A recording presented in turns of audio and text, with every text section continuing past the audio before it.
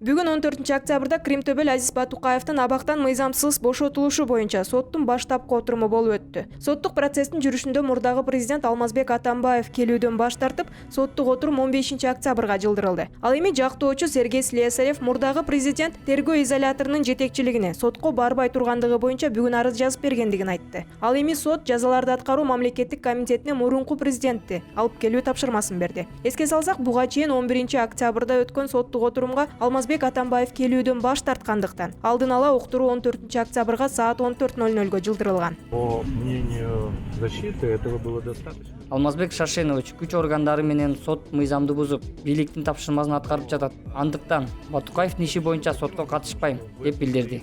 Негизи мыйзамга ылайык айыпталып жаткан адам сотко катышууга тийиш. Бирок жазык процессуалдык кодекстин 275-беренесине ылайык айыпталуучу ишти менсиз эле карай бергиле деп кайрылса, баштапкы соттук жыйындарды айыпталуучунун өзү жок эле башкача айтканда Алмазбек Шаршеновичтин катышуусу жок эле карай берсе болот. Атамбаев сотко барбай турганы боюнча бүгүн арыз жазып берген. Бирок сот аны билдирүүсүн эске алган жок. Атамбаева в суд, и конвойная служба должна это исполнить.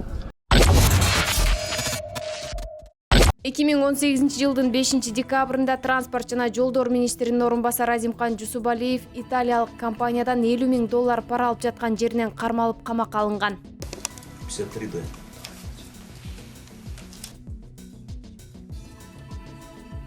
Бул окуянын айынан транспорт жана жолдор министри Жамшитбек Калилов президент тарабынан катуу сынга алынган соң кызматтан кеткен.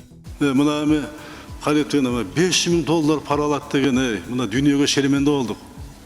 Өкмөт мүчөлөрү, премьер-министр, туруңуз неме Калилов. Мен болгондо убакытта арыз жазып турмакмын мен. Ушу тергөө бүтчөтү кетип турайын деп. Кетип турайын мен ушу тергөө бүтчөтү мен четтеп турайын деп арыз жазбайсыңарбы? Деген менен Калилов 9 айдан кийин кайра эле Кыргыз темир жолу мамлекеттик ишканасынын долбоорлоо жана курулуш дирекциясынын директору болуп жаңы кызматка дайындалган. Ал эми кечээ жакында Бишкек шаардык соту транспорт жана жолдор министринин мурдагы орун басары коррупция үчүн соттолгон Азимкан Жусубалиевдин жаза мөөнөтүн 14 жылдан 12 жылга өзгөрттү. Буга байланыштуу экс-депутат Каныбек Осмоналиев мындай чечим бийликке ишенбөөчүлүк жаратаарын билдирди. Өзү коррупция менен күрөшүү деп эле ошонун баардыгын профанация кылып коюшту да. Эми ошончо пара алып президент өзү деле баягы коопсуздук кеңешинде айткан болчу. Именно ошо киши жөнүндө. Анан кийин дагы Алмаматов дегенди айтып атышат. Аны дагы ошо жакында чыгарышты. Анда мындай коррупцияга күрөшүүнүн кимге кереги бар, эмнеге кереги бар? Элдин башын деп ооруп атышат, айландырып. Ушунун баардыгы келип ошо бийлик ишенбөөчүлүктү туудуруп атат да. Мен буга түп тамырынан бери каршымын. Жазасын адекваттуу түрдө алмайынча паракор болобу, коррупционер болобу, эч убакта биз коррупция менен күрөшүү эффект бербейт. Эл просто ишенбей калды да. Транспорт жана жолдор министринин мурдагы орун басарынын күнөөсү видео тасмада далилденип турса дагы Жусубалиевке карата 1-май райондук сотунун өкүмү өзгөрдү. Мындай чечим коомчулукта кызуу талкуу жаратып, өлкөдө коррупция менен чыныгы күрөш ушундай жүрүп атабы деген пикирлер дагы айтылбай койгон жок. Ички иштер министринин мурдагы орун басары Курсан Асановдун үй камагындагы мөөнөтү 23 декабрга чейин узартылды. Бул тууралуу анын жактоочусу Талайкүл Токтокунова билдирди. Анын айтымында Курсан Асановдун иши боюнча тергөө уланып жатат, бирок ал суракка чакырыла элек. Эске салсак, Курсан Асанов 7-8 августта Кой Таштагы мурдагы президент Алмазбек Атамбаевди кармоо операциясында милициянын кызыкчылыгын сатты жана ишеничтен кетти деген жүйө менен кызматтан алынган. Ал эми Асанов өзүнө коюлган дооматты четке кагып, жеке кызыкчылыгын эч качан мамлекеттин кызыкчылыгынан жогору койбой тургандыгын билдирген.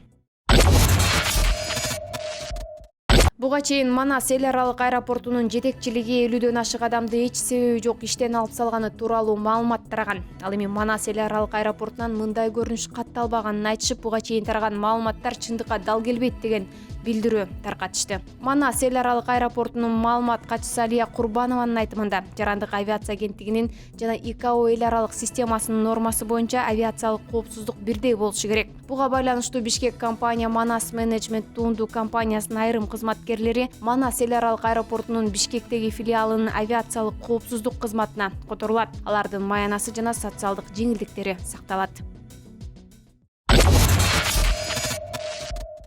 Ноябрь айында кыргызстандыктар 4 күн катары менен эс алышат. Бул тууралуу Эмгек жана социалдык өнүктүрүү министрлигинен кабарлашты. Белгилүү болгондой 7-8 ноябрь тарых жана ата бабаларды эскерүү күнү болгондуктан жалпы өлкөдө эс алуу күнү катары жарыяланган. Ал эми 9 жана 10 ноябрь ишемби менен жекшемби күндөрүнө туш келгендиктен кыргызстандыктар 4 күн катары менен эс алышат. Эске салсак, тарых жана ата бабаларды эскерүү күнү 2017 жылдан бери белгиленип келет.